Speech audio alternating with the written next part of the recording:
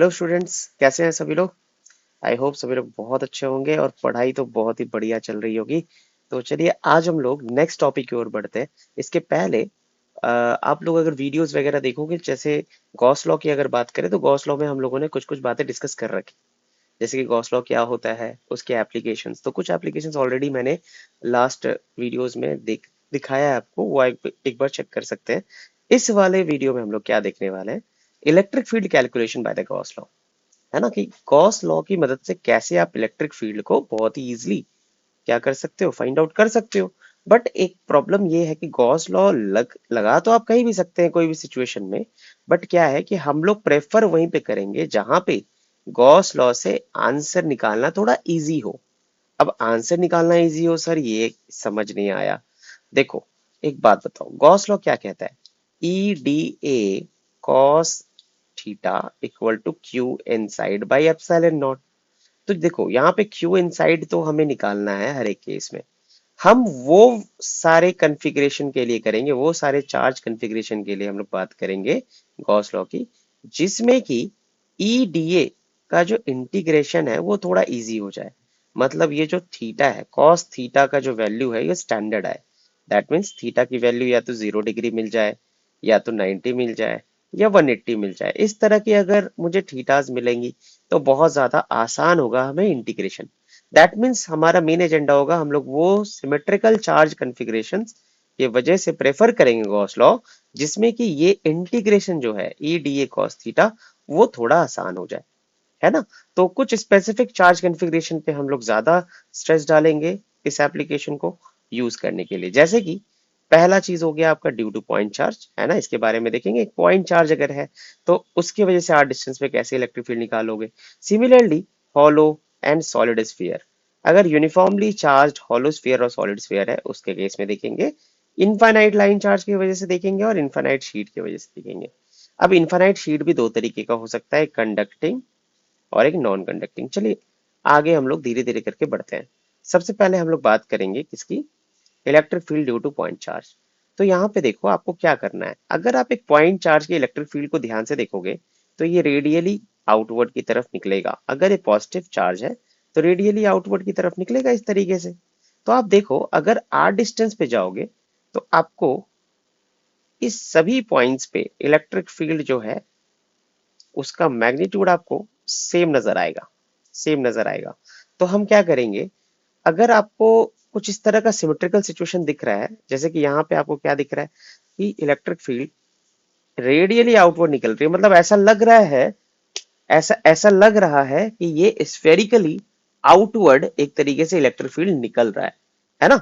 मतलब एक स्फीयर की तरह अगर मैं ये एज्यूम करूं कि एक आर रेडियस का स्फीयर पे अगर इलेक्ट्रिक फील्ड को हम लोग समझे तो इलेक्ट्रिक फील्ड का जो मैग्नीट्यूड है वो हमें क्या मिलेगा, वो हमें कांस्टेंट मिलेगा। है ना, उसकी वैल्यू सेम मिलेगी। हालांकि हो सकता है इलेक्ट्रिक फील्ड का क्या होगा, डायरेक्शन अलग अलग होगा हर जगह पे, लेकिन इसका मैग्नीट्यूड सेम होगा।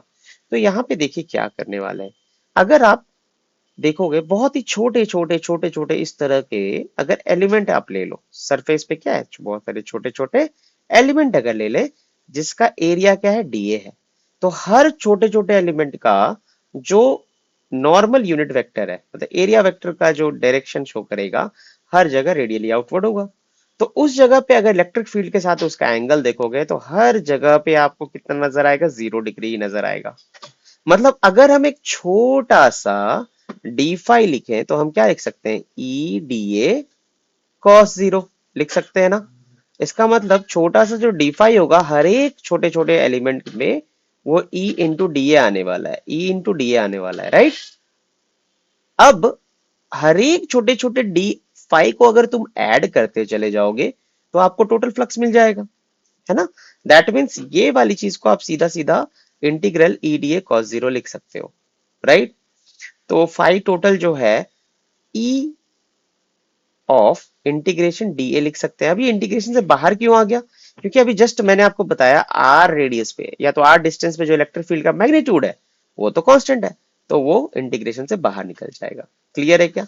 अब देखो इंटीग्रल ऑफ डी ए हम लोग अगर निकालना चाहें तो ये जो गॉसियन सरफेस हम लोग एज्यूम किए हैं आर डिस्टेंस पे, ये गॉसियन सरफेस जो है इसका एरिया अगर देखोगे तो कितना आ जाएगा, 4 पाई स्मॉल आर स्क्वायर, है ना।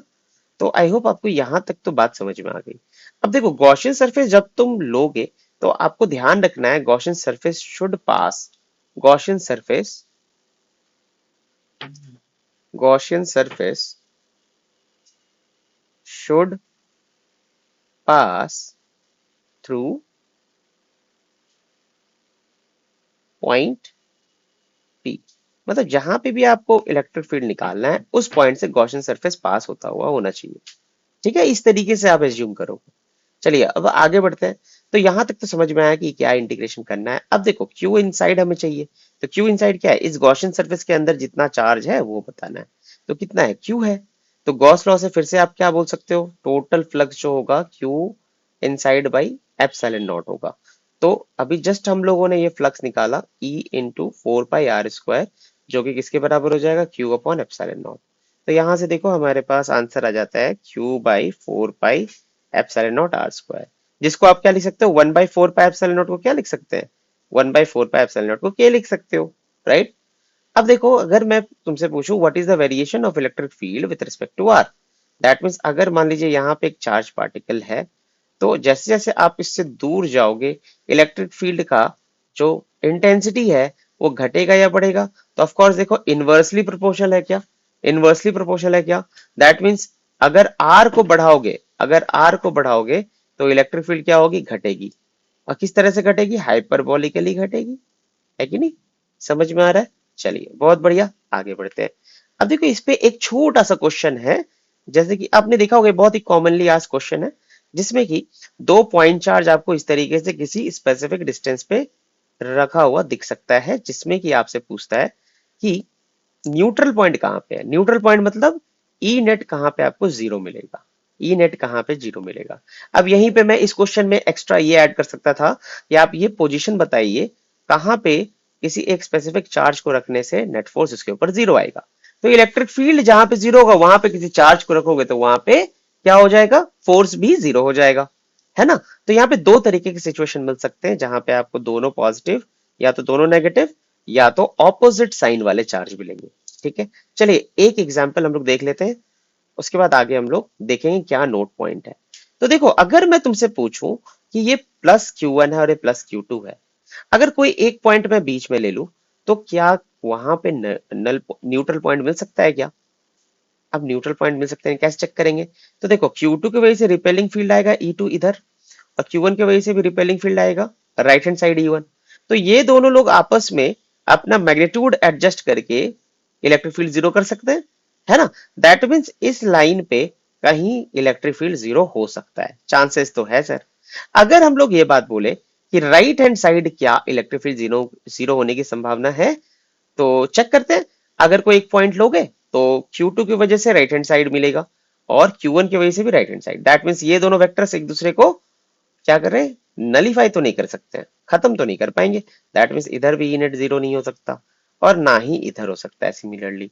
तो हम लोग को एक बात तो समझ में आ गया कि अगर सेम साइन वाले चार्ज होंगे तो हमेशा null point, I mean to say neutral point, मैं बार बार नल पॉइंट बोलते रहा हूँ, न्यूट्रल पॉइंट, न्यूट्रल पॉइंट जो है कहीं बीच में ही लाई करेगा, इस लाइन पे कहीं बीच में लाई करेगा। तो चलिए इसका मतलब एक नोट हमारे पास मिल गया, neutral point is in somewhere between the charges, right. Now neutral point is near smaller charge, मतलब न्यूट्रल पॉइंट जो एग्जिस्ट करेगा वो स्मॉलर चार्ज के पास होगा। अगर आप इस दोनों केसेस में देखें तो मैग्नीट्यूड जो है Q1 का कम है, Q2 का ज्यादा है, तो जरूर न्यूट्रल पॉइंट इसके पास ही होना चाहिए। क्लियर है क्या। अब निकालते हैं, कैसे निकाल सकते हैं इसको। तो बड़ा आसान है, अगर आप किसी P पॉइंट को कंसिडर करके यहाँ से x डिस्टेंस अज्यूम करो तो ये वाला डिस्टेंस d माइनस एक्स हो जाएगा। तो यहाँ पे Q1 की वजह से राइट हैंड साइड हो गया फील्ड जो कि E1 मैंने लिखा है, और Q2 की वजह से लेफ्ट हैंड साइड हो गया जो कि मैंने E2 लिखा है। अब E1 और E2 का मैग्नीट्यूड अगर सेम कर दे तो हमारे पास क्या हो जाएगा, नेट इलेक्ट्रिक फील्ड जीरो हो जाएगा, है ना। तो वेक्टर फॉर्म आप ऐसे लिख सकते हो और मैग्नीट्यूड को इक्वेट कर देंगे तो हमारा आंसर आ जाएगा। तो देखिए K Q one by X square equal to K Q two by D minus X square. तो इसको जब कैलकुलेट किया गया तो एक्स की वैल्यू आ गई root Q1 upon root Q1 plus root Q2 into D. तो इस फॉर्मूले को अगर तुम याद करना चाहते हो तो ठीक है, अगर आप नीट के बच्चे हैं तो आपके पास टाइम कम ही होगी, तो आप इसको याद रख सकते हैं। अब याद करने का जो ट्रिक है ये मैं आपको छोटा सा बता देता हूँ कि हमेशा याद रखना जो ऊपर में है वो स्मॉलर चार्ज लिखने वाले हैं हम लोग, जो स्मॉलर चार्ज होगा वो ऊपर लिखा जाएगा, ठीक है।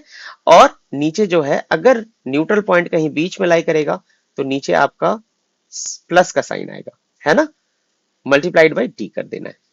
तो ये आपका फॉर्मूला हो गया। और अगर फॉर्मूला याद नहीं रखना है तो आप प्रोसेस को याद रखिए, उससे काम हो जाएगा। चलिए नेक्स्ट आगे बढ़ते हैं। अगर मान लो ऑपोजिट साइन का अगर हम लोग बात करें तो न्यूट्रल पॉइंट क्या होगा, या तो राइट हैंड साइड मिल सकता है या तो लेफ्ट हैंड साइड, है ना, ये मैंने ऑलरेडी आपको एक्सप्लेन कर दिया, है ना। चलिए अब देखो यहाँ पे अगर मैं ये समझू Q2 का मैग्नीट्यूड कम है, तो अगेन हम लोग जान रहे हैं कि जो छोटा वाला चार्ज है उसके सामने न्यूट्रल पॉइंट मिलेगा, दैट मीन्स जरूर इधर कहीं पे लाई करेगा न्यूट्रल पॉइंट। तो इस बार मैंने x जो है इससे मान लिया कुछ, ऐसा कोई जरूरी नहीं, आप बीच में ही मान सकते हैं, अपने आप आंसर जो है एडजस्ट होकर के नेगेटिव आ जाएगा, ठीक है ना। लेकिन अगर मैं आपको थोड़ा सा आइडिया दे दूं तो उसका फायदा उठाओ, तो छोटे वाले चार्ज के नजदीक, और अगर ऑपोजिट साइन है तो आप बोलेंगे बीच में लाई नहीं करेगा न्यूट्रल पॉइंट, एक्सट्रीम पॉइंट्स मतलब Q2 के राइट हैंड साइड या तो Q1 के लेफ्ट हैंड साइड मिल सकता है। तो Q2 क्योंकि छोटा है तो राइट हैंड साइड मिलेगा। अब देखो यहाँ पे इलेक्ट्रिक फील्ड अगर Q2 की वजह से देखोगे तो अट्रैक्टिव फील्ड मिलेगा यहाँ पे, और Q1 की वजह से क्या होगा, रिपल्सिव। तो अब ये दोनों ऑपोजिट फील्ड्स हैं तो एक दूसरे को कैंसिल आउट कर सकते हैं bye adjusting there magnitude, yes और नो। सो अगेन अगर आप मैग्नीट्यूड को क्या करोगे, इक्वेट करोगे, तो आपको x का फिर से वैल्यू मिलेगा। देखो अभी जस्ट मैंने आपको एक ट्रिक बताया कैसे इसको याद रखना है।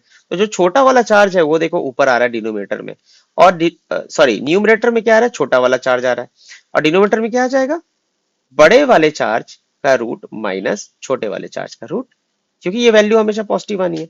अच्छा यहाँ पे उसके, यहाँ पे आपको पूरे इस टर्म को मल्टीप्लाई कर देना है, इनके बीच का जो भी डिस्टेंस है, जो भी डिस्टेंस कितना है, डी है ना, इनके बीच का डिस्टेंस कितना है, डी है, तो ये डी से मल्टीप्लाई होगा। क्लियर है, आई होप आपको ये बात समझ